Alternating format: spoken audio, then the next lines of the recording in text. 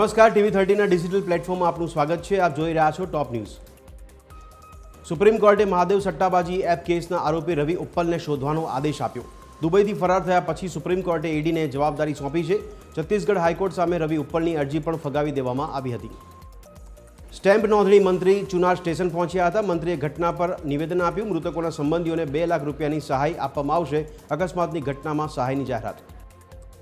ભગવાનના ઘરમાં ચોરીની ઘટના બનવા પામી છે. ઇન્દોરમાં મંદિરમાં ચોરીની ઘટના. ઇન્દોરમાં એક યુવકે દાનપેટી તોડીને પૈસાની ચોરી કરી. ચોરીની ઘટનાનો વિડીયો સોશિયલ મીડિયામાં થયો વાયરલ. મુંબઈના વડાલા ડેપોમાં પરીક્ષણ દરમિયાન એક મોનોરેલ ટ્રેન દુર્ઘટના સર્જાઈ હતી, જેમાં દુર્ઘટનાગ્રસ્ત થઈ હતી અને ટ્રેનમાં કોઈ મુસાફરો ન હતા. ફક્ત ડ્રાઈવર અને એન્જિનિયર જ અંદર હતા, જેમને સુરક્ષિત રીતે બચાવી લેવામાં આવ્યા હતા. 2024માં માર્ગ અકસ્માતમાં 1.7 લાખ લોકોના મોત થવાની ધારણા. NCRBએ ટોચના 10 રાજ્યોની યાદી જાહેર કરી છે. સરકારી પ્રયાસો છતાં ઘણા રાજ્યોમાં મૃત્યુનો આંક વધી રહ્યો છે.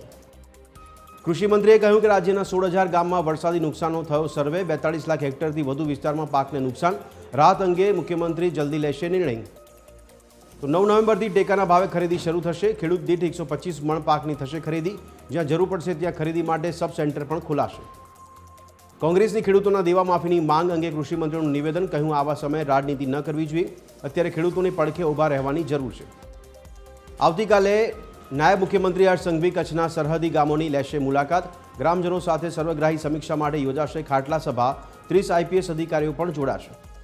આવતીકાલથી કોંગ્રેસ ખેડૂત આક્રોશ યાત્રા. સૌરાષ્ટ્રના 11 જિલ્લામાં કરશે યાત્રા. યાત્રાનું દ્વારકામાં થશે સમાપન. કોંગ્રેસના દિગ્ગજ નેતાઓ ખેડૂતોની વેદના સાંભળશે.